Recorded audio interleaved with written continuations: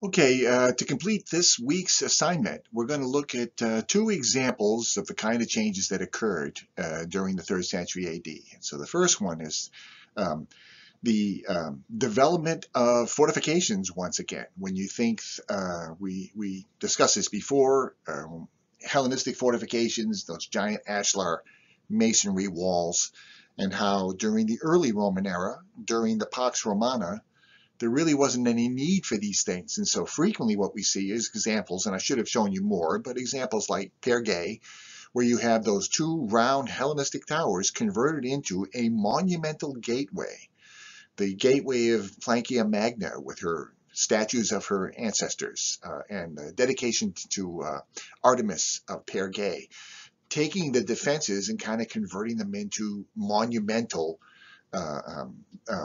precincts for the cities.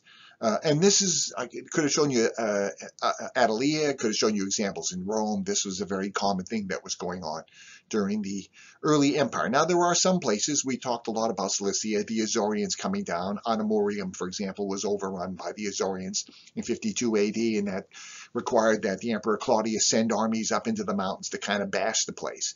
But for the most part, that's what we see. In the 3rd century, however, the need for fortifications just accelerated once again. Between the civil wars and the invasions, you've got a problematic situation. So what we're looking at here, we're looking at some defenses that went up in the 3rd century AD in the area of my survey. So this is rough Cilicia, but they basically, it's hemming in the potential raiding from Isauria, from the peoples in the mountains, which by this point, the tribes had coalesced and they're known as the Isaurians. They're a very dangerous element, a lot of hit and run raiding, things like this. Ultimately, they will be recruited heavily, and ultimately the Isaurian emperors, Leo the First example, will be able to take over Constantinople and become the elite of the empire briefly in the late 4th centuries AD. What you're looking at here, there's a satellite view of this one fortress. It was a double fortification wall. This is at the site of Lemos.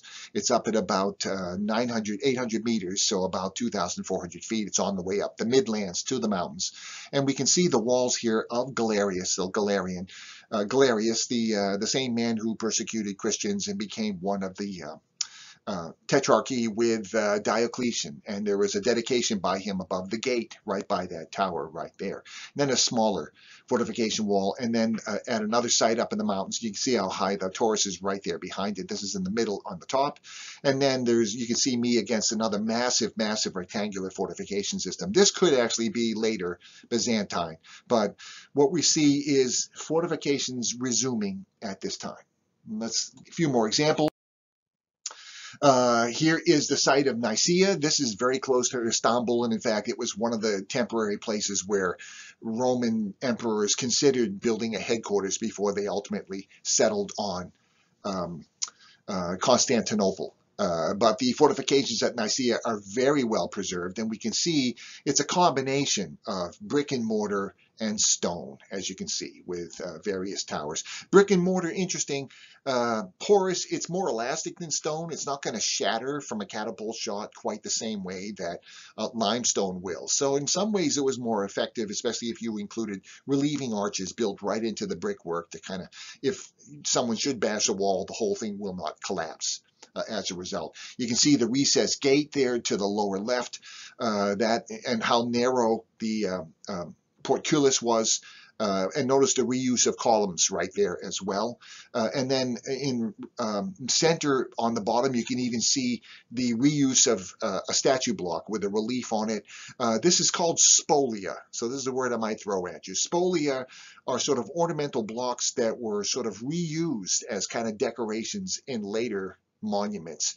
And who knows why they did this? It might have just been aesthetics, or it might, for other reasons. But basically, when you have a perfectly carved block, then you don't have to quarry one. Reuse blocks is what we see. And there's quite a bit of that in the late antique remains in the East.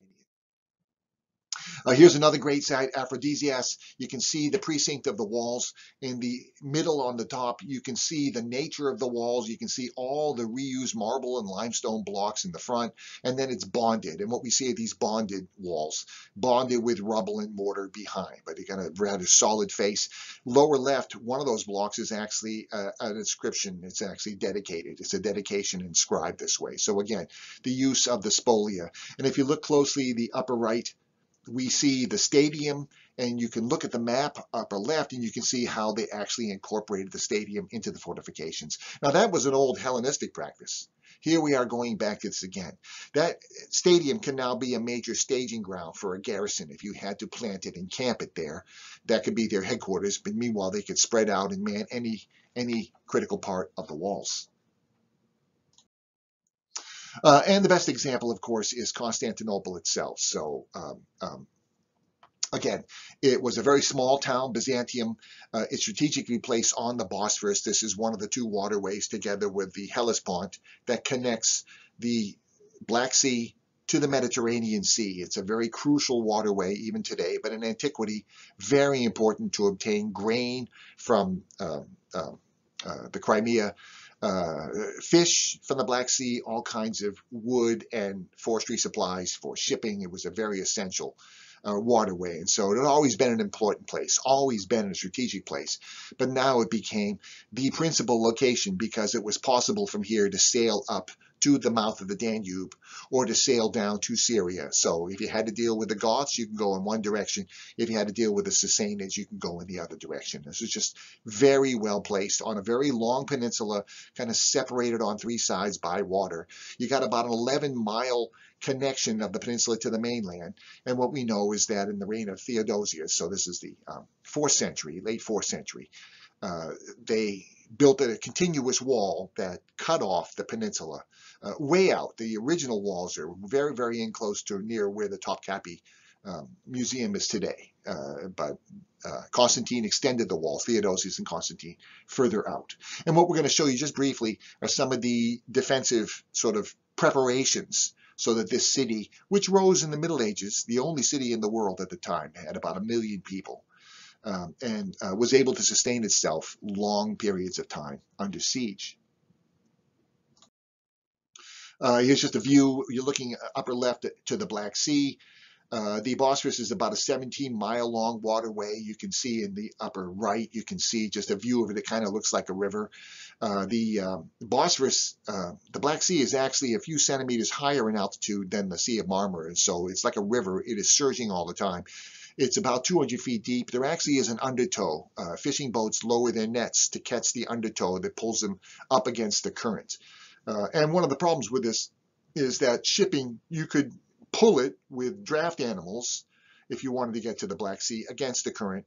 But most shipping would wait until these winds would come up from Africa, the Sirocco. Prevailing winds would blow for 2 to 3 days, and it was strong enough that it could blow you up into the Black Sea, and you could go on from there. And I'm just on the lower left, if probably it's before your time, but there's the Achille Lauro. It was a cruise ship, an Italian cruise ship that was taken over by the PLO, and they murdered some hostages. And the year I was in Istanbul, I was a Fulbright student there. It happened to be in port, and everybody on the ferry boat ran over to take pictures of it. It was kind of, back in the 80s, it was a known thing, shall we say. So there's a plan of the city. You can see the complex at the tip of the peninsula for the palace and the hippodrome and all the major urban things. And you can see the roads that led out. And you can see the walls way out there, cutting off this peninsula. One of the things, if you're going to withstand sieges, you have to have a water supply. And so Constantinople had at least 3 major aqueducts that brought water into the city. So here you in lower left, you're looking at the Aqueduct of Valens, again, 3rd century AD, the Aqueduct of Valens, bringing water into the city. But then when they got it into the city, what they did in Constantinople is build these massive cisterns. The Yerebatan is an underground cistern. It's a couple of acres size. You can read the dedication, the monument there. It'll give you the dimensions. It's an underground cistern right under, basically, the palace complex where they had water there. But they also had these giant open air cisterns, a couple of these. And so upper right, you're looking at a modern day soccer field that is down at the base of a giant cistern. You can see the late Roman walls of the scarp all the way around it. That would have been sort of an open air lake, and they had several of these, so that we are told at times Constantinople could withstand sieges for years, for decades if necessary. And then it had its fortification system itself, and this is still intact. It is being kind of slowly restored, at least in places. When I was there, you could just kind of walk it. It was kind of a trashy place. People kind of squatted in the towers. I always would say, put your blue jeans and your hiking boots on if we're going to go see the walls that day. But it's an extraordinary hike. There are places where you can walk on the parapets for a mile at a time. It's really quite remarkable how well this is preserved. Although in the upper right, I think you can make it out. There's a truck there, and he's actually taking stone right out of the wall to go build some house somewhere. Back then, you could build houses and kind of homestead, called Gedje Kondu. You could homestead this way. And so they're just using the walls as building material, which is really kind of shocking. But those, again, back in that day. Here's the layout of the walls. It was kind of well, 4 parts, shall we say. There was the Great Moat, and you're looking at the moat right there. It's now used as kind of truck gardens because it's got a high water table. Then there was sort of a low wall out in front. Then there was sort of an outer defense, and then a massive inner defense all the way along. And again, bonded construction, limestone and mortar, laced with brick and mortar. A rather formidable construction. And we'll visit this part again. There was a monumental way. There was a great road that led to the center of town. This is the great triumphal way that Theodosius would lead his armies back in victory, and they would come through what was called the Golden Gate, these 2 giant rectangular towers with a monumental gateway that they could march through. So it's kind of the entrance to the city, and it was built into a compact fortress called the 7 Towers, the Yeti Kule. You can kind of see it in the upper middle right there.